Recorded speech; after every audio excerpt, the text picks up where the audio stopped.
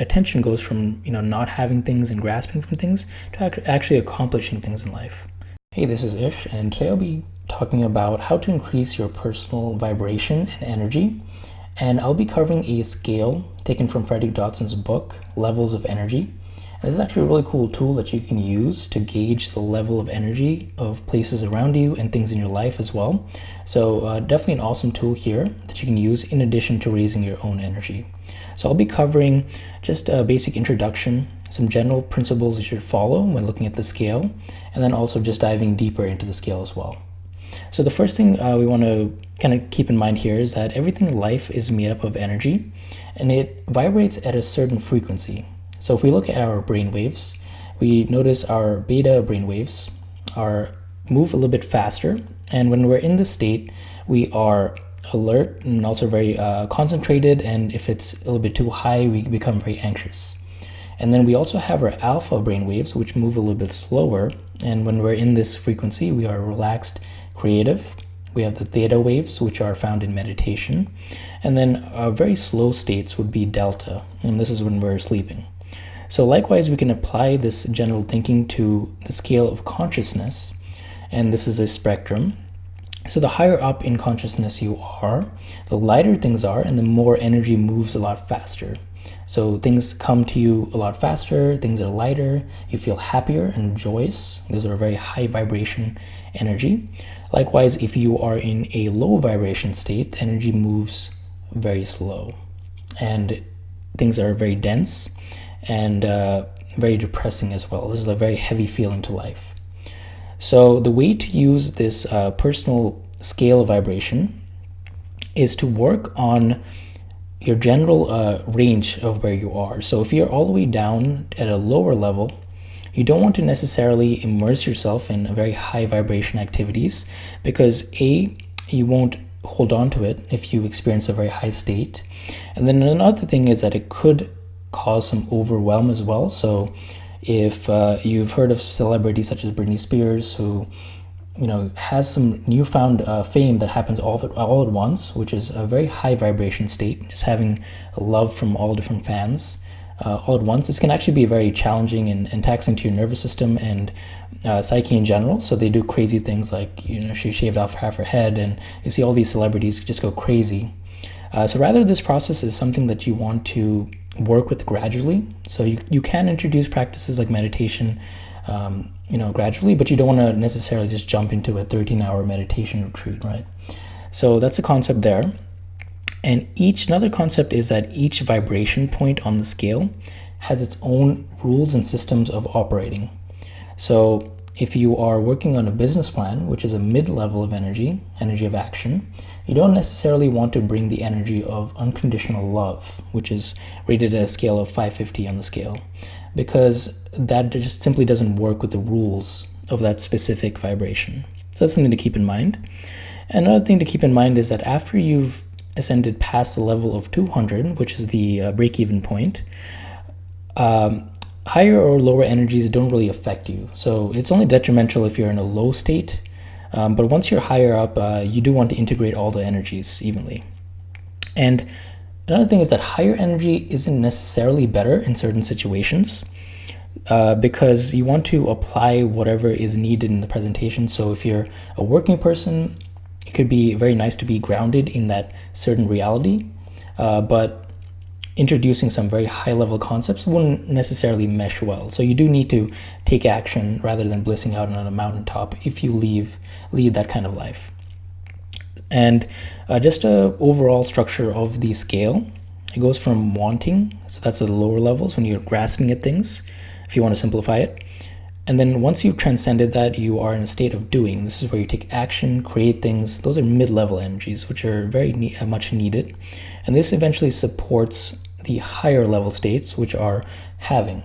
So being, this is where you, not having, being, which is where you're embodying a certain state. So you're being joyous, you are appreciating things, and you're in a state of being. So that's just an oversimplification of the scale. And just diving deep right here in, we're going to start off with the lowest level on the scale, which is guilt, shame, psychosis, humiliation, and hatred. So it's just a general generalization, and you can kind of see what these states feel like. So it's very heavy, dark, and it's also a very contracted state as well. So your attention is inward and it's very negative. You have an inner conflict, and things at this level move very slowly. So if you have someone that is stuck in these very, very low states of being, it can be very hard to oftentimes give them help because there's just such a dense energy surrounded by them. Then once you've transcended up, so if you, on the scale, you're going to work on the level up from here. The next level would be apathy and despair and depression. So again, this state of being would be categorized by not feeling much. So you go from a state of feeling very dark and heavy and hating people. The next step actually is not feeling anything at all. So this is an improvement because now life doesn't have as much on you, right? And one way to transcend this level is to actually express your emotions. So you notice that the next level up is actually grief, sorrow, self-pity. And if you're in an apathetic state where you don't feel anything or any emotions in life, actually expressing your emotions can be a way to go up from here. Then after you've done that, the next one would be fear or worry or shyness or inferiority. And then one way to kind of go up from the scale would be to actually want things in life. So craving and compulsion and having desires. From an outside perspective, these are qualities that aren't too great, but in this state, it's actually one step above you're just being sad in general, because now you have a direction that you're pointing towards.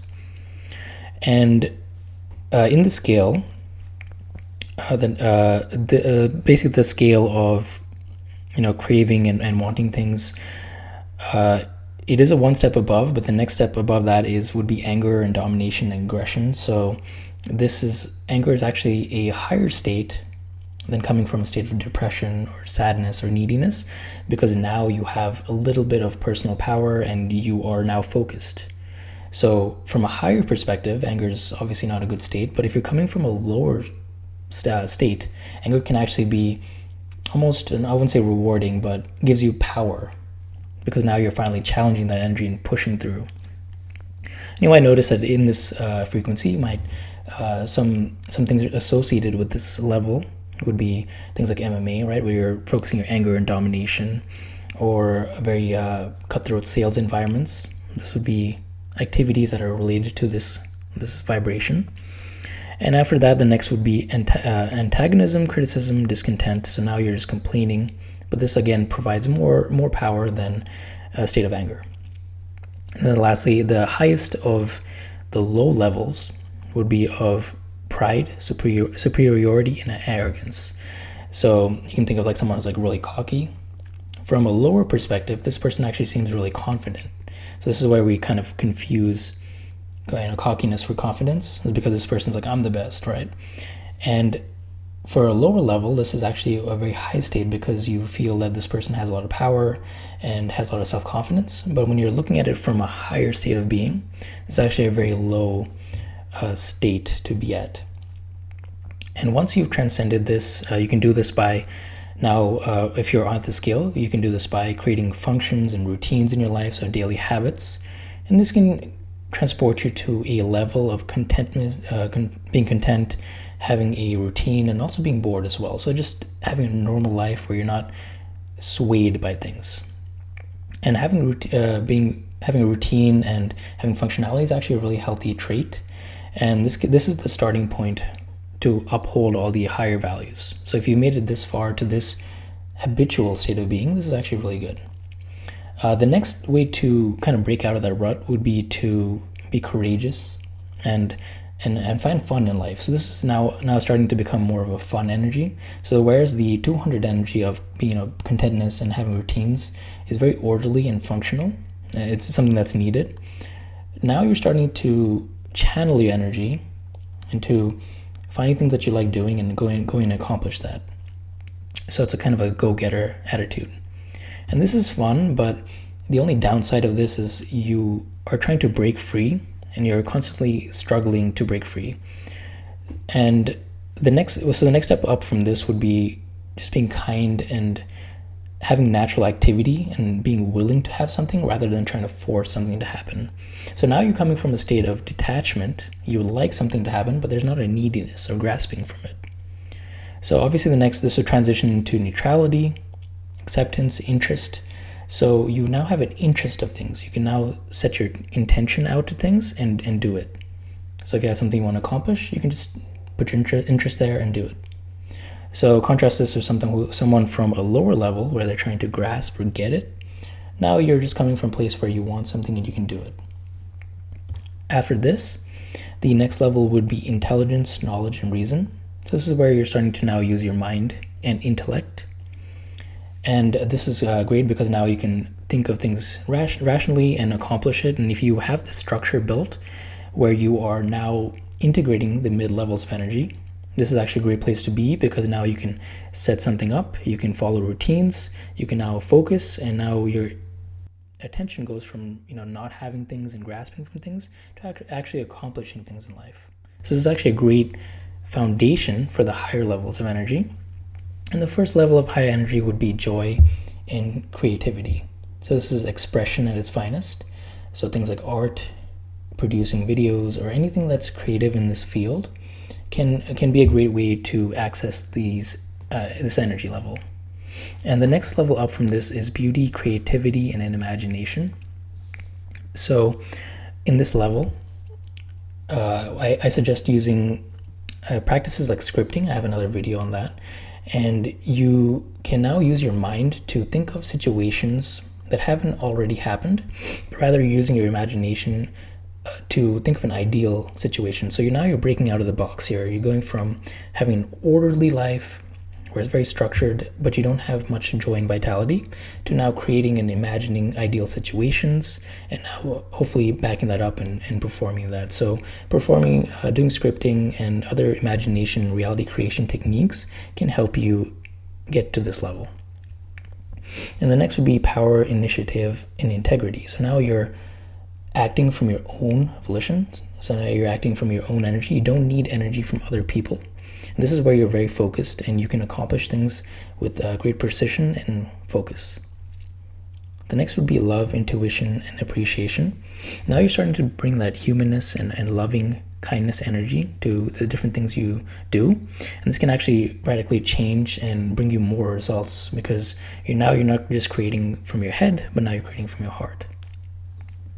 Next would be humor and happiness. So you'll typically find with very high vibration people, they're often light and very happy, and they often crack a lot of jokes.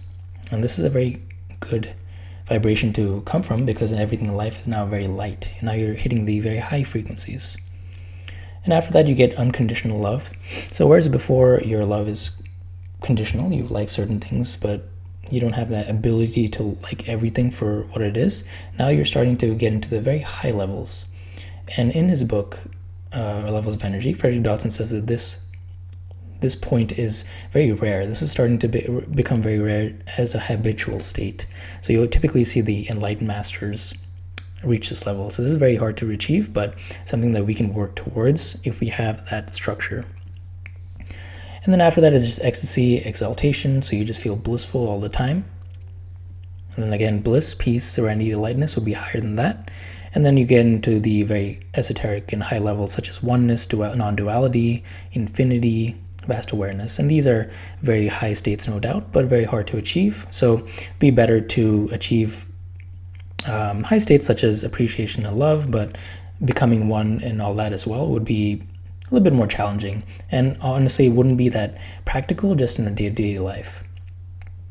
So you can now, understanding the scale, you can kind of look at in your own life where certain things fall into, what TV shows, where they fall in the scale.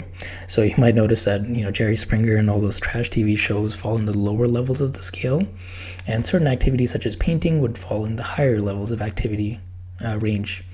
So just looking at your own life specifically, you can see where and what activities you can do to gradually increase the levels of vibration and energy that you have in your body, and what activities kind of bring that down.